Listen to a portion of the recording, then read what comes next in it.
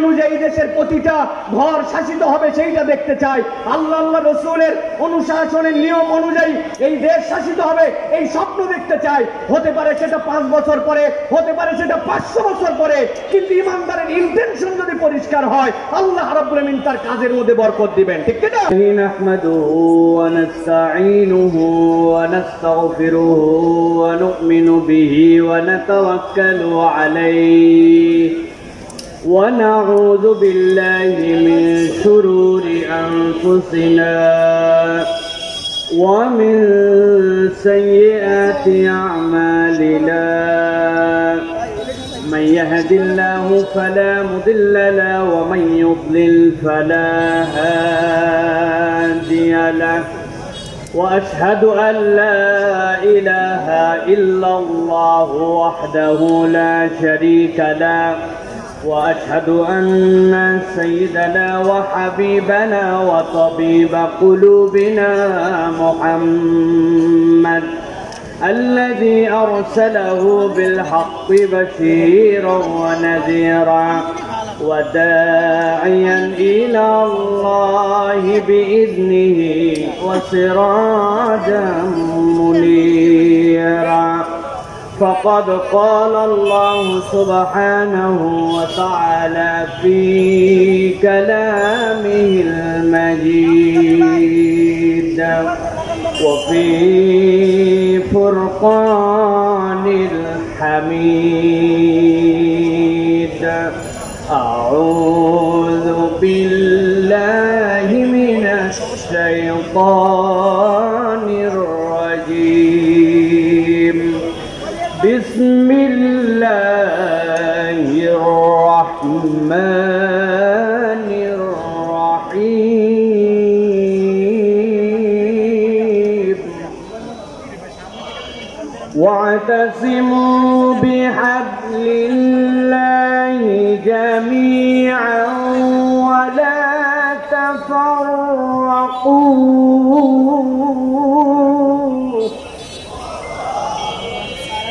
ولا تفرقوا واذكروا نعمة الله عليكم إذ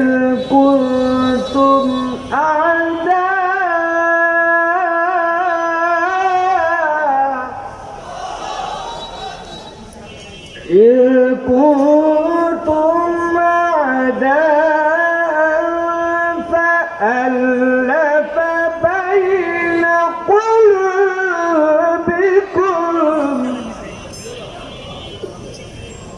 فألف بين قلوبكم فأصبحتم بنعمته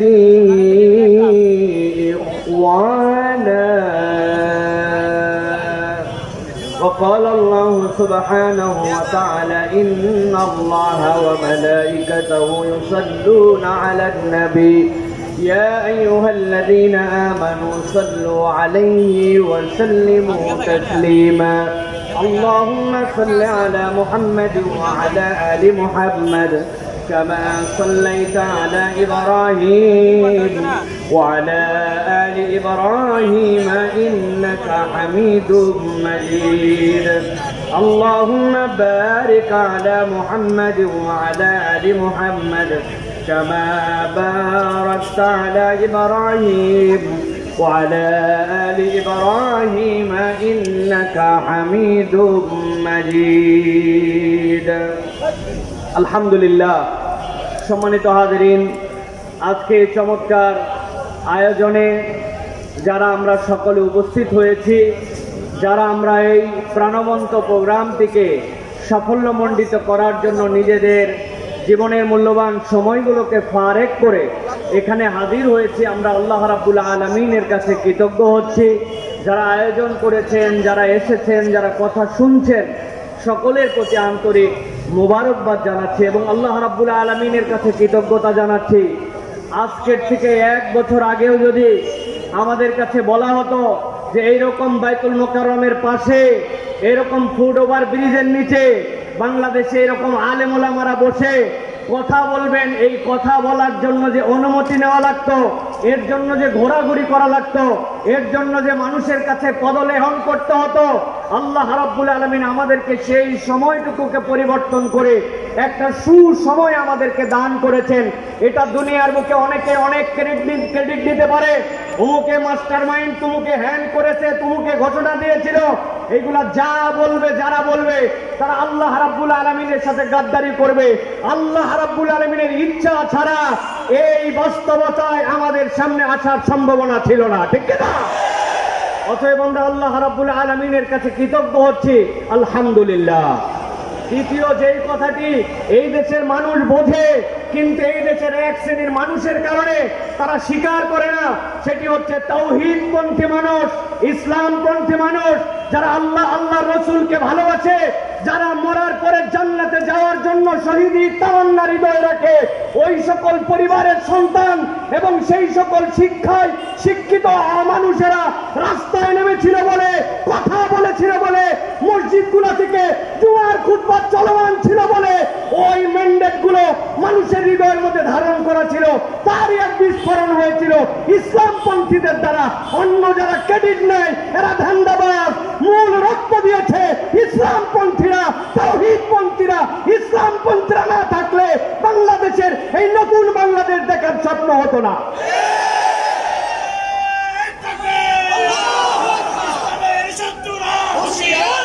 আমি সংক্ষিপ্ত সময় আমি আপনাদের কাছে গরম কোনো কথা বলতে চাই না, শুধু বাস্তবতার আলোকে আপনাদের কাছে বলতে চাই। আজকে আমাকে একটা নির্ধারিত পয়েন্টের উপরে সংক্ষিপ্ত সময় কিছু কথা বলার জন্য আমাকে নির্দেশনা দেওয়া হয়েছে। প্রিয় ভাইয়েরা, গরম বক্তব্য আমরা শুনি, মুহূর্তের মধ্যে গরম করে ফেলতে পারি আমরা, এটা আমাদের সামগ্রিকভাবে স্পিরিটকে ধারণ করে না। যদি আমরা হৃদয় থেকে ইসলামের একটা চেতনা লালন না করি, তাহলে আমাদের মধ্যে ডান বাম সামনে পিছনে উপর নিচ বিভিন্ন দিক থেকে ষড়যন্ত্র আসবে, শয়তানের বাধা আসবে, আমরা সেই সময় টিকে থাকতে পারবো না। এই জন্য আজকে আমাদের আলোচ্য বিষয় সংক্ষিপ্ত সময়ে, সেটি হচ্ছে দ্বীনের বিষয়ে আমাদের ঐক্যবদ্ধ থাকার গুরুত্ব এবং পদ্ধতি কি হবে। এখানে একজন লোক যদি হাত তুলে আমাকে বলেন যে হুজুর, দ্বীনের বিষয়ে, ইসলামের বিষয়ে, ঈমানের বিষয়ে, তাওহীদের বিষয়ে, আল্লাহ রসুলের বিষয়ে আমাদেরকে ঐক্যবদ্ধ থাকতে হবে, এই ঐক্যবদ্ধ থাকার প্রয়োজন নাই, অথবা ঐক্যবদ্ধ থাকতে হবে, এইটা আমি বুঝি না। আমি বিশ্বাস করি এখানে একজন লোক নাই যে বলবে যে ঐক্যবদ্ধ থাকার দরকার নাই। এরকম কোন লোক আছে ভাই? একটু আওয়াজ দিয়েন ভাইরান, আছে ভাই? নাই। কিন্তু আমার যে বিষয়টি আপনাদের কাছে উপস্থাপনের সংক্ষিপ্ত সময়ে 6টা পয়েন্টের আলোকে করতে চাই, সেটি হচ্ছে ঐক্যবদ্ধ থাকার গুরুত্ব আমরা বুঝি, কিন্তু ঐক্যবদ্ধটা থাকবো কেমনে? আমাদের মধ্যে তো মুহূর্তে মুহূর্তে ফাটল ধরে যায়, অমুকে অমুকের কাছে বিক্রি হয়ে যায়, তুমুকে তুমুকের কাছে বিক্রি হয়। এই দেশে কথা আছে, আগের রাত্রে এক কাপ চা আর একটা বিড়ির কাছে বাঙালি তার ভোট বিক্রি করে দেয়, ঠিক না? আমরা বলতে চাই প্রিয় ভাইয়েরা, দ্বীনপন্থী মানুষেরা, ইসলামপন্থী মানুষেরা যদি এইটা অনুভব করে কেমনে আমরা ঐক্যবদ্ধ থাকব, তাহলে আমাদের জন্য এই কার্যকারণগুলা খুঁজে খুঁজে যদি গ্যাপ আসে, সেইটার বাহিরে আমাদের নিজেদের পথ চলাকে আমরা তখন মসৃণ করে নিতে পারবো। ছোট্ট একটা উদাহরণ দিয়ে আপনাদের কাছে কথাই ঢুকি। আপনি যদি জানেন এই রাস্তাটিতে আপনি রওনা হয়েছেন, সামনে রাস্তার কনস্ট্রাকশনের কাজ চলতেছে, ওই জায়গায় একটা গর্ত আছে, কিছু দূর যাওয়ার পরে রাস্তার মুখটা চিকন হয়ে গেছে, আপনার টাইমটা বেশি লাগবে। আপনার কাছে যদি এই তথ্যগুলি জানা থাকে, তাহলে আপনি রাস্তা নির্বাচনের সময় আপনি বুঝে চুঝে হাঁটবেন। এখন শয়তান আমার জন্য কোন কোন ঘাঁটিতে ফাঁক পেতে রেখেছে। আমি আল্লাহকে পছন্দ করি, রসুলকে পছন্দ করি, ইসলামকে পছন্দ করি, কিন্তু আমি ফাঁক চিনি না। এখন আমাদের অবস্থা হয়ে গেছে, আমরা সকলেই একটা ঝুলের মধ্যে চলতেছি, কিন্তু ডেপথলি আমাদের এই বিষয়গুলো আমরা অনুভব করছি না। আমি এই জন্য খুব সংক্ষিপ্ত সময়ে আপনাদের কাছে 6টা পয়েন্ট বলবো, সর্বোচ্চ হয়তো 3, 6, 18 মিনিট লাগতে পারে। আমার সময়ের মধ্যে আমি ইনশাল্লাহ শেষ করে দিব। 1 নম্বর প্রিয় ভাইরা যে বিষয়টি, সেটি হচ্ছে আল্লাহ রাব্বুল আলামিন সূরা আলে ইমরানের 103 নম্বর আয়াত যেটা আমি তেলাওয়াত করেছি, সেখানে ঐক্যবদ্ধ থাকার গুরুত্বের কথা বলেছেন। এটা আমরা সকলেই কম বেশি জানি। ওয়াতাসিমু বিহাবলিল্লাহি জামিআন ওয়া লা তাফাররাকু, এটা আল্লাহর কথা। কিন্তু এর পরের আয়াতে কারিমার সাথে আল্লাহ রাব্বুল আলামিন 4টা দিকের কথা মুসলমানদের জন্য উল্লেখ করেছেন। আল্লাহ রাব্বুল আলামিন বলেছেন, শোনো, আমি আল্লাহ রাব্বুল আলামিন তোমাদেরকে বললাম তোমরা একতাবদ্ধ হয়ে থাকো, কখনো তোমরা বিভক্ত হয়ো না, তোমরা আল্লাহর রজ্জুকে ধরে রাখো। তবে জেনে রাখো, ওয়াজকুরু নি'মাতাল্লাহি আলাইকুম, তোমার এই একতা থাকবে না যদি তুমি আল্লাহ রাব্বুল আলামিনের নিয়ামতের কৃতজ্ঞতা আদায় না করো। আমরা বিগত 1 বছরের বাংলাদেশে আমরা দেখতে পাই, যখনই বিপদে পড়ে, যখনই ইন্টারিমের নানান ধরনের ঝামেলায় পড়ে, তখনই একদল ইসলামপন্থীদেরকে কাছে নেওয়ার জন্য তখন একতার ঘোষণা দেয়। আবার বিপদ কেটে গেলে ইসলামপন্থীর হুজুরদেরকে পছন্দ হয় না। এটা আপনারা দেখেছেন না? এটার কারণ কি? এটার কারণ হচ্ছে আল্লাহ রাব্বুল আলামিনের নিয়ামতের শুকরিয়া নাই। যেই বান্দারা আল্লাহ রাব্বুল আলামিনের নিয়ামতের কৃতজ্ঞ হবে না, ওই বান্দাদের মুখ দিয়ে ফেক একতার কথা আসবে, মূল একতা তাদের মধ্যে থেকে আসবে না। আল্লাহ রাব্বুল আলামিন এরপরে বলেছেন, ইজ কুনতুম আদান ফাআল্লাফা বাইনা কুলুবিকুম ফাসবাহতুম বিনি'মাতিহি ইখওয়ানা। আমার সাথে আপনার অন্তরের জোর, আমার সাথে আপনার অন্তরের ভালোবাসা, এইটা মানুষের হাতে অন্তরের নিয়ন্ত্রণ নাই। অন্তরের নিয়ন্ত্রণ করতে আল্লাহ। বান্দা যদি ইন্টেনশন রাখে যে আমি এক এবং নেক হয়ে চলবো, তাহলে অন্তরকে জুড়াই দিতে পারেন আল্লাহ। অতএব আল্লাহ রাব্বুল আলামিনের কাছে নিজেকে ন্যস্ত না করলে, নিজের নিয়তকে পরিষ্কার না করলে, নিজের ডেস্টিনেশন কোন জায়গায় এটা যদি ক্লিয়ার না থাকে, তাহলে দুনিয়ার পদ পদবি, লোভ, স্বার্থ এইগুলোর জন্য সাময়িক ঐক্য হতে পারে, কিন্তু মৌলিক ঐক্য কখনো হবে না। এই জন্য আপনার নিয়তকে সবার আগে বিশুদ্ধ করতে হবে। আমরা খোলাফায়ে রাশিদিনের সেই খেলাফতকে এই দেশের মধ্যে দেখতে চাই। আমরা আল্লাহ রাসূলের আইন অনুযায়ী দেশের প্রতিটা ঘর শাসিত হবে সেইটা দেখতে চাই। আল্লাহ রাসূলের অনুশাসনের নিয়ম অনুযায়ী এই দেশ শাসিত হবে এই স্বপ্ন দেখতে চাই। হতে পারে সেটা 5 বছর পরে, হতে পারে সেটা 500 বছর পরে, কিন্তু ইমানদারের ইন্টেনশন যদি পরিষ্কার হয়, আল্লাহ রাব্বুল আলামিন তার কাজের মধ্যে বরকত দিবেন, ঠিক কি না? অতএব এইটা হচ্ছে একটা গুরুত্বপূর্ণ জিনিস প্রিয় ভাইরা। আমি এই জন্য আপনাদের কাছে এই প্রথম পয়েন্টে বলবো, প্রিয় ভাইরা, আল্লাহ রাব্বুল আলামিনের রজ্জুকে আঁকড়ায় ধরতে হবে। আল্লাহ রাব্বুল আলামিনের রজ্জুকে আঁকড়ানোর ক্ষেত্রে 2টা জিনিসকে গুরুত্ব দিতে হবে। অন্তরের মালিক আল্লাহ, আর আল্লাহর নিয়ামতের কৃতজ্ঞতা আদায়। বান্দা যদি আল্লাহর নিয়ামতের কৃতজ্ঞতা আদায় করে আর এই অন্তর আল্লাহ ঠিক করে দিতে পারেন, এই নিয়তকে সামনে রেখে নিয়ত সহি করে চলে, তাহলে আমাদের ঐক্য টিকে থাকবে। নচেত নানান ঢেউ আর বাতাসে এসে আমাদের ঐক্যকে খেয়ে ফেলতে পারে। প্রিয় ভাইরা, আমরা যদি দেখি ঐক্য করার উপায় কি, আমাদের সালফে সালেহিনরা বলেছেন 5টা বিষয়ের উপর আমাদের ঐক্য হতে পারে। কয়টা বলেছি? সবাইকে বলতে হবে কয়টা? 5টা। ভালো করে খেয়াল করেন। 1 নম্বর, আকীদা এবং মৌলিক বিষয় আমাদেরকে সব সময় এক হয়ে থাকতে হবে। 2 নম্বরে, আল্লাহ এবং তার রাসূল সাল্লাল্লাহু আলাইহি ওয়াসাল্লামের কথাকে প্রাধান্য দিতে হবে। আল্লাহ রাসূলের কথার উপরে আপনার কোনো বক্তব্য থাকতে পারে না। আল্লাহ এবং তার রাসূলের কথাই শেষ কথা, এইটার উপরে আমাদের ঐক্যে আসতে হবে। 3 নম্বরে, প্রিয় ভাইয়েরা, পরস্পরের ভুল ক্ষমা করা এবং খুঁত না ধরা। আমরা কেউ একটু কিছু করলেই তার ভুলকে বড় করে হাইলাইট করে দেই, ছোট্ট একটু বিষয়কে ফুলায়া ফাপায় আমার স্বার্থের বিরুদ্ধে গেলে ব্যাপক করে দেখায়। ভুলকে বড় করে দেখানো যাবে না, এটা শয়তানের ধোঁকা। 4 নম্বর যেটা বলবো, উম্মার বৃহত্তর স্বার্থকে আপনার সবসময় প্রাধান্য দিতে হবে। উম্মার স্বার্থ যদি আপনি না দেখেন, তাহলে কখনো এই ঐক্য ভিত্তি প্রস্তর তার মজবুত হবে না। সর্বশেষ, শয়তানের ফাঁদ আছে 3টা: হিংসা, অহংকার আর গীবত। হুজুরদেরকে নামাজ থেকে দূরে রাখতে পারে না, হুজুরদেরকে দিয়ে মিথ্যা কথা বলাতে পারে না, হুজুরদেরকে দিয়ে চুরি করাতে পারে না, হুজুরদেরকে দিয়ে বিভিন্ন ধরনের অন্যায় অপকর্ম করাতে পারে না, কিন্তু ইসলামপন্থীদেরকে দিয়ে শয়তান 3টা কাজ সুন্দর করে করায়। একটা হিংসা করাবে, আর একটা অহংকার করাবে, আর একটা গীবত করাবে। আপনার কাজ দেখে আপনার মনে হবে না আমি যা কাজ করতেছে অন্যরা কিছুই করতেছে না, আপনার নিজের মধ্যে একটা লেভেলে উঠাবে। শয়তান যেই যে ঢুকছে, এইভাবে আমাদের ঐক্যকে বিনষ্ট করে দেয়। অতএব এই ফাঁদগুলা থেকে আমাদের বেঁচে থাকতে হবে। 1 নম্বর পয়েন্ট সংক্ষিপ্তভাবে এইটুকু প্রিয় ভাইরা। এবার চলেন 2 নম্বরে। আমাদের ঐক্যের ভিত্তি এবং আমরা ঐক্যকে কিভাবে ধারণ করে রাখতে পারি।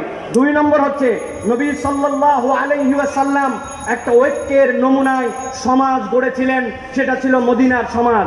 আমরা যদি খুব গভীরভাবে লক্ষ্য করি তাহলে দেখব রাসূলুল্লাহ সাল্লাল্লাহু আলাইহি সাল্লাম মুহাজির এবং আনসারদের মধ্যে একটা চমৎকার সমন্বয় ঘটিয়েছিলেন। কেমন সমন্বয় ঘটিয়েছিলেন? যে মুহাজিররা যখন এসেছিলেন, আনসাররা নিজেদের বাড়ির অর্ধেকটুকু দিয়ে দিয়েছেন, বলেছেন ও আমার ভাই, আমার স্ত্রী 2 জন আছে, একজনকে আমি তালাক দিয়া আপনার সাথে বিয়ে করায় দিব, আমার সম্পদ অর্ধেকটুকু আপনাকে দিয়ে দিব। এই ঘটনা কি আমরা জানি ভাই? কথা বলেন, জানি কি আমরা ভাই? আওস এবং খাজরাজ নামে 2টা শত্রুতা ভাবাপন্ন 1000 বছর ধরে সংগঠন ছিল, যারা একজন আরেকজনের রক্তকে হালাল মনে করত।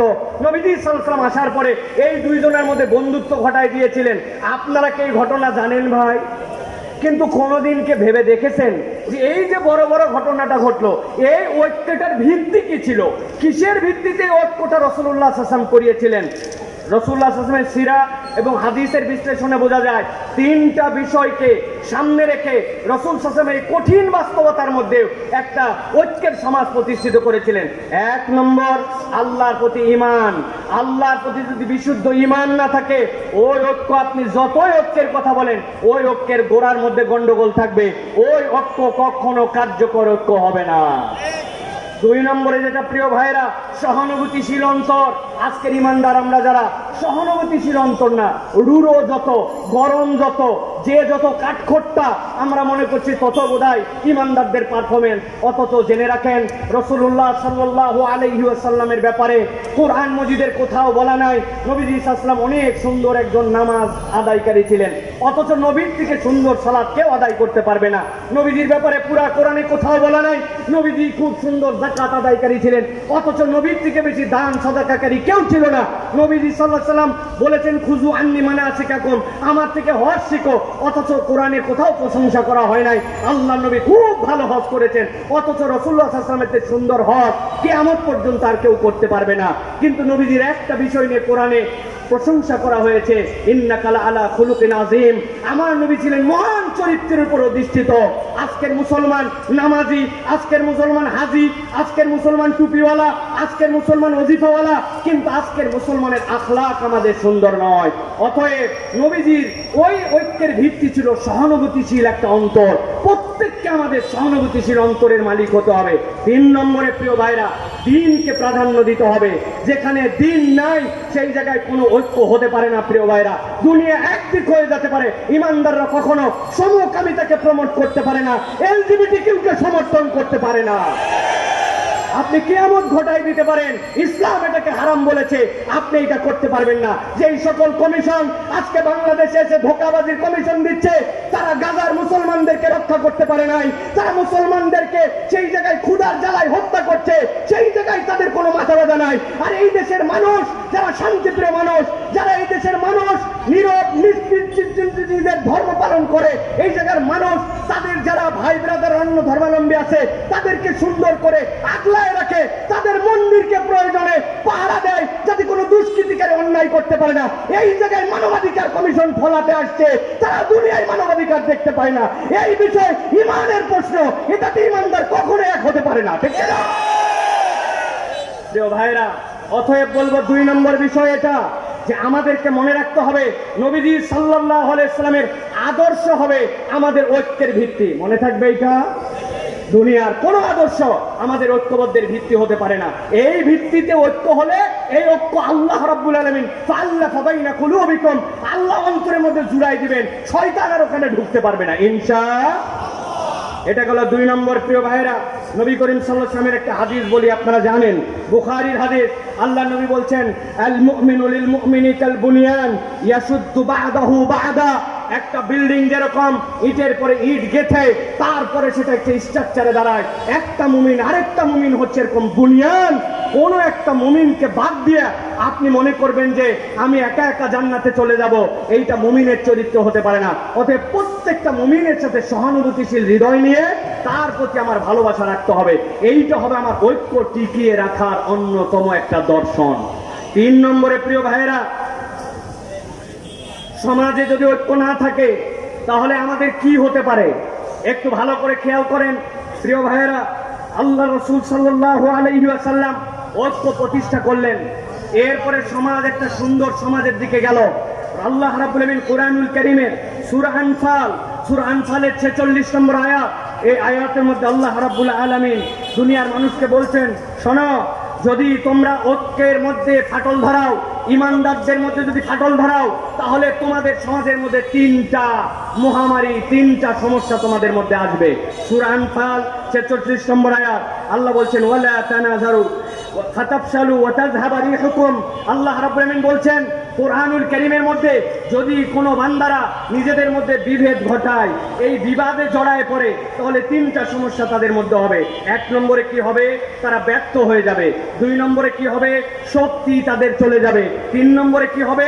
ওই সমাজের মধ্যে রহমত থাকবে না। নবীজি সাল্লাল্লাহু আলাইহি ওয়াসাল্লাম হাদিসের মধ্যে বলেছেন, ইয়াদুল্লাহি মাআল জামাআহ, তোমরা যতক্ষণ পর্যন্ত এক হয়ে থাকবা, তুমি দেখতে পাও তোমার একতার শক্তি, তোমার চোখে ওটা পরিষ্কার হবে না, তোমার চোখে পরিষ্কার হবে না। কেননা আল্লাহ রাব্বুল আলামিন এই জামাতের উপরে আল্লাহর হাতকে রেখেছেন। প্রিয় ভাইরা, লিবিয়ায় বিখ্যাত যুদ্ধ হচ্ছিল ফ্রান্সের সাথে। ওই ফ্রান্সের যুদ্ধে লিবিয়ায় মুজাহিদদের সাথে পারছিল না তারা। এক পর্যায়ে ফ্রান্স সিদ্ধান্ত নিল, সম্মুখ সমরে মুজাহিদিনদের সাথে পারা যায় না। তারা তখন উপর থেকে হেলিকপ্টার গানশিপ দিয়ে হত্যা করার সিদ্ধান্ত নিল। মুজাহিদদের আমিরের কাছে মুজাহিদরা যে বলল, আমিরুল মুজাহিদিন, সামনের গেরিলা যুদ্ধে তারা আমাদের সাথে পারে নাই, কিন্তু এখন তো আমাদের আর কিচ্ছু করার নাই। আমাদের অস্ত্রের রেঞ্জ যে পর্যন্ত, তার উপর দিয়ে তারা হেলিকপ্টার দিয়ে আমাদেরকে হত্যা করবে। আমিরুল মুজাহিদিন তাদেরকে জিজ্ঞাসা করেছিলেন, তারা কিভাবে হত্যা করবে? বলবে উপর থেকে তারা গুলি করবে। বলছে কত উপর থেকে? বলে অনেক উপর থেকে। বলে আরে কত উপর থেকে?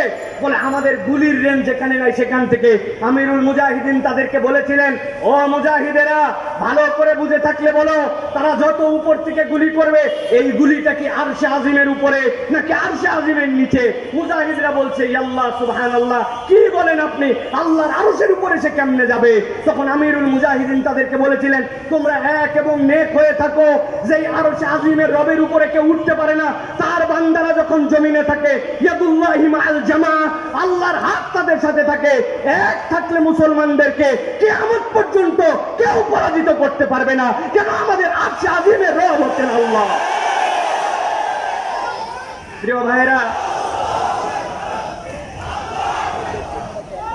প্রিয় ভাইয়েরা, এই জন্য আমি বলবো, সংখ্যায় আমরা কম হতে পারি, লোকজন আমাদেরকে বলতে পারে, কোথায় তোমাদের লোক? আমাদের লোক বেশি দরকার নাই। ইমানদাররা কখনো অস্ত্রের বলে জিতে নাই। ইমানদারদের সাথে একটা বল ছিল, সেটা হচ্ছে ইমানি বল। যতক্ষণ পর্যন্ত আমরা এই ঐক্যবদ্ধতার স্বপ্ন নিয়ে সীমিত স্বার্থকে ত্যাগ করে এক থাকবো, এই ইমানের বল দিয়েই মুসলমানরা বিজয়ী হবে ইনশাআল্লাহ। প্রিয় ভাইয়েরা, এটা হলো 3 নম্বর পয়েন্ট।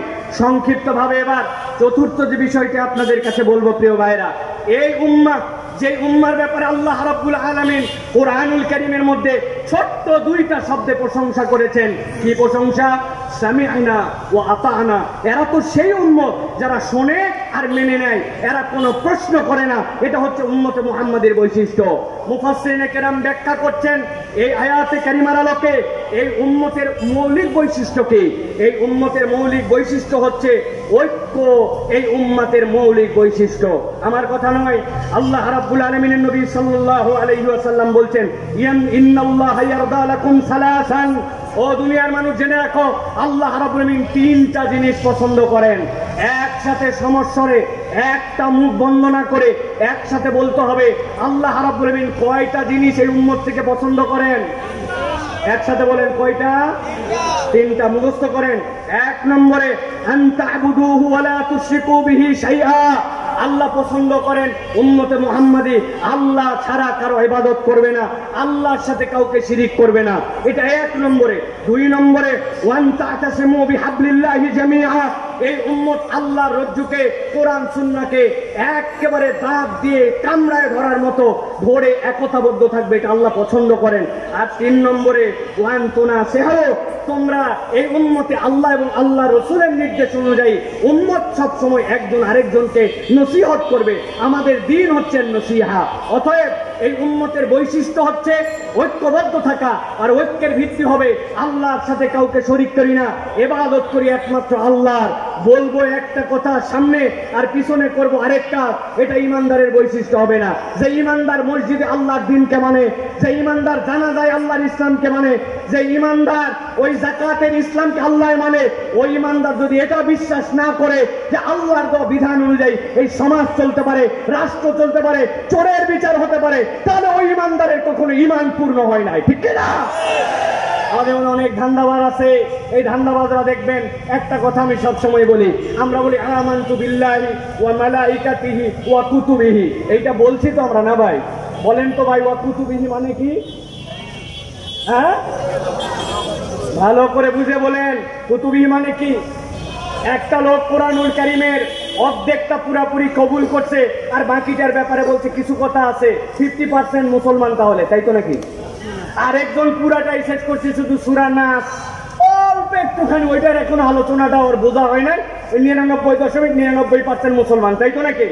কত পার্সেন্ট?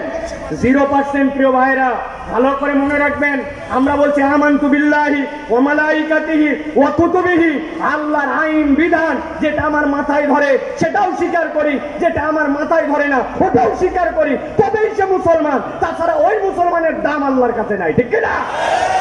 বাঁচার একটা উপায় আছে, আপনারা যদি বলেন তাহলে বলে দিতে পারি। সবাই রাজি হওয়া লাগবে, আর যাওয়ার সময় 10 টাকা করে হাদিয়া দেওয়া লাগবে। হুজুর খুচরা নাই, তাই না? দেখেন, যদি পছন্দ হয় তাহলে দিয়েন, না পছন্দ হলে দিয়েন। আমি একটা বুদ্ধি বার করছি, এখন থেকে আমরা আমানতু বিল্লাহি ওয়া মালাইকাতিহি ওয়া কুতুবিহি ওয়া রুসুলিহি এইটা না বলে আমরা সিস্টেম করে আগেই বলে নিব আমানতু বিল্লাহি ওয়া মালাইকাতিহি ওয়া কিছু কিছু কুতুবিহি। অথবা আমরা বলবো আমানতু বিল্লাহি ওয়া মালাইকাতি ওয়া যদ্দুর বুঝি তদ্দুর কুতুবিহি।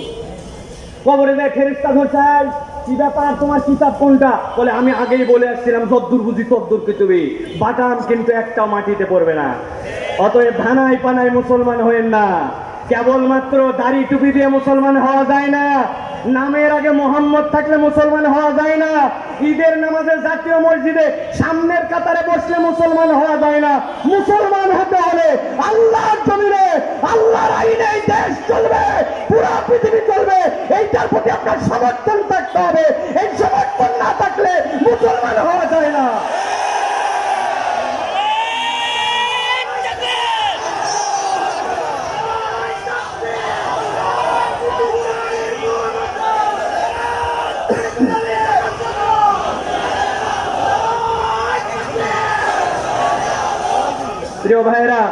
প্রিয় ভাইরা, মূল পয়েন্টে আসি,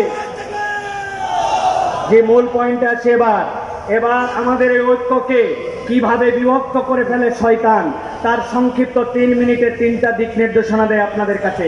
শয়তান আমাদের জন্য এই সকল ঐক্যের ক্ষেত্রে কিভাবে বিভক্তি ঘটায়, এটা আমার কথা নয়। আল্লাহ রাব্বুল আলামিন সূরা ইসরা তথা সূরা বানী ইসরাঈল এর আল্লাহ রাব্বুল আলামিন 53 নম্বর আয়াতের মধ্যে বলছেন, ওয়া কুল্লি ইবাদি ইয়াকুলুল্লাতী ওয়া হিয়া আহসান। হে আমার নবী, আপনি আপনার উম্মতকে বলে দেন, উম্মত মুখ যেন যেখানে ইচ্ছা সেখানে ব্যবহার না করে, সে যদি কথা বলে তাহলে উত্তমটাই যেন বলে। আল্লামা তকি উসমানী সাহেব তার তাফসীরের ভিতরে বলেছেন, উত্তম কথা কেবলমাত্র মুসলমানের সাথেই নয়, নন মুসলমান সকলের সাথে মুসলমান তার কথাটা যেন সুন্দর করে কথা বলে।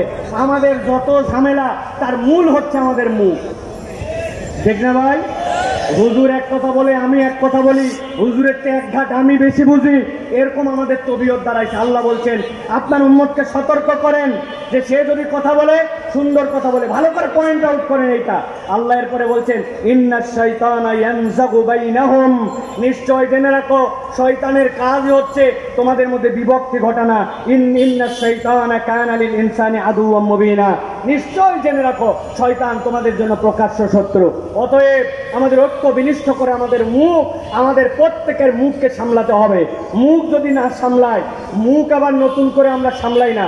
এখন আমাদের ফেসবুক আসছে, ইনস্টাগ্রাম আসছে, টুইটার আসছে, ইউটিউব আসছে, ইচ্ছা মতো আমরা আমাদের কথা বলি। অতএব ঐক্য বিনিষ্টর জন্য শয়তান এখন মুখকে চালাবে ইমানদারদের, আমাদের মুখগুলাকে সতর্কভাবে ব্যবহার করতে হবে। প্রিয় ভাইরা, 2 নম্বরে যেটা বলবো সতর্ক হওয়ার জায়গা, সেটা হচ্ছে হকের উপর ঐক্য, বাতিলের সাথে কোনো ঐক্য হতে পারে না। অনেকে আমার এই কথাকে পছন্দ করবেন না, বলে হুজুর বিভিন্ন স্বার্থে আমাদেরকে, আমার কথা শেষের দিকে। প্রিয় ভাইয়েরা, হকের উপর আমাদের ঐক্য, বাতিলের সাথে আমাদের কোনো ঐক্য নাই। প্রিয় ভাইয়েরা, এটা ভালো করে মনে রাখতে হবে। সাময়িকভাবে অনেক ক্ষেত্রে আমরা মনে করতে পারি যে বাতিল যারা, যাদের সাথে দ্বীনের মৌলিক জায়গায় পার্থক্য আছে, তাদের সাথে বোধহয় আমরা ঐক্যবদ্ধ হতে পারি। এই ঐক্য আমাদেরকে কল্যাণ দিবে না। প্রিয় ভাইয়েরা, আল্লাহ রাব্বুল আলামিন কোরআনুল কারীমের মধ্যে স্পষ্ট বলেছেন, সূরা হুদ 112 নম্বর আয়াত, এখানে সকলের প্রায় মুখস্থ আছে, ফাস্তাকিম কামা উমিরতা ওয়া মান তাবা মা'আক। আল্লাহ রাসূল সাল্লাল্লাহু আলাইহি ওয়াসাল্লামকে বলে দেওয়া হয়েছে আপনি ওইটার উপরে মজবুত হন যেটা আল্লাহ রাব্বুল আলামিন আদেশ দিয়েছেন। অতএব আল্লাহ রাব্বুল আলামিনের নির্দেশের বাইরে আমরা কোনো ঐক্যের মধ্যে আসতে পারবো না। এটা আমাদেরকে মনে রাখতে হবে প্রিয় ভাইরা। ওই ঐক্য আমাদের টিকবে না। এই জন্য আমাদের অনেকের মধ্যে তাড়াহুড়া আছে, এত বছরের ডেডলাইন ফিক্স করে আমাকে এই ইসলাম প্রতিষ্ঠিত করে বলতে হবে। আমাদেরকে আল্লাহ রাব্বুল আলামিন এটা জিজ্ঞাসা করবেন না যে তোমরা তোমাদের হায়াতে কেন এতদিনের মধ্যে এই কাজ করতে পারো না। আল্লাহ এটা জিজ্ঞাসা করবেন না। আল্লাহ আমাদের জন্য একটা দয়া করেছেন। আমি অনেক সময় বলি, আল্লাহ কোরআনুল কারীমের মধ্যে বলেছেন আইয়ুকুম আহসানু আমালা। আল্লাহ যদি বলতেন আইয়ুকুম আকমালু আমালা, আমাদের বিপদের কাতার শেষ হয়ে যেত। নামাজে দাঁড়ানোর পরে মন চলে গেছে এদিকে, মন চলে গেছে ওদিকে। আল্লাহ যদি বান্দাকে দাঁড় করায় জিজ্ঞাসা করতেন, এই 2 রাকাত নামাজ কেমনে পড়ছিলি, তোর নামাজ কি পূর্ণ হয়েছে, আমরা আটকাই যেতাম। অথচ আল্লাহ দয়া করে বলেছেন আইয়ুকুম আহসানু আমালা, তোমাদের মধ্যে উত্তম প্রচেষ্টাটা কে করতে পারে। আমার কাজ হচ্ছে চেষ্টা করা। আস-সা'য়ু মিন্না ওয়াল ইতমামু মিনাল্লাহ। অতএব আমাদের মধ্যে কোনো তাড়াহুড়া থাকবে না। ওই তাড়াহুড়া ঐক্যের ক্ষেত্রেও হিসাব করে আপনাকে আগাতে হবে। কে ইসলামের বন্ধু, কে ইসলামের শত্রু, কে দুনিয়াবি সীমিত স্বার্থে এখন মুসলমানদের সাথে গলায় গলায় মিলাইছে, আবার সুযোগ পাইলে পিছন দিয়ে ছুরি চালাই দিবে, এইটা হিসাব করে চলতে হবে। এই জন্য প্রিয় ভাইরা, হকের উপরে ঐক্য হবে, কোন বাতিলের সাথে ইসলামপন্থীদের কোনো ঐক্য হতে পারে না। প্রিয় ভাইরা, সর্বশেষ যে পয়েন্ট আপনাদের কাছে বলবো প্রিয় ভাইরা, এইটা খুবই সেনসিটিভ এবং হৃদয় দিয়ে ধারণ করার পয়েন্ট। আল্লাহ রাব্বুল আলামিন বলছেন ঐক্য মানে হচ্ছে দয়া, ক্ষমা এবং হিকমা।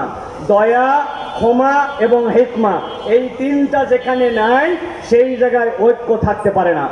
আল্লাহ রাব্বুল আলামিন বলেছেন ওয়ালা তাস্তাউিল হাসানাতু ওয়ালাস সাইয়্যা ইদফা বিল্লাতী হিয়া আহসান ফাইদাল্লাযী বাইনাকা ওয়া বাইনাহু আদাওয়াতুন কাআন্নাহু ওয়ালিয়্যুন হামীম। আল্লাহ রাব্বুল আলামিন বলছেন, দুনিয়ার মানুষ, কেবলমাত্র মুসলমান নয়, তোমার সামনে যে আসুক না কেন, সে যদি তোমার সামনে কোনো ঝগড়াঝাটি মুড নিয়ে আসে, তোমার সামনে যদি কোনো বিরূপ আচরণ নিয়ে আসে, একজন ইমানদারের ঐক্য প্রচেষ্টায় তার দায়িত্ব হবে ওয়ালা তাস্তাবিল হাসানাতু ওয়ালাস সাইয়্যা। ইমানদার কখনো ভালোর সাথে মন্দের মিশ্রণ ঘটাবে না।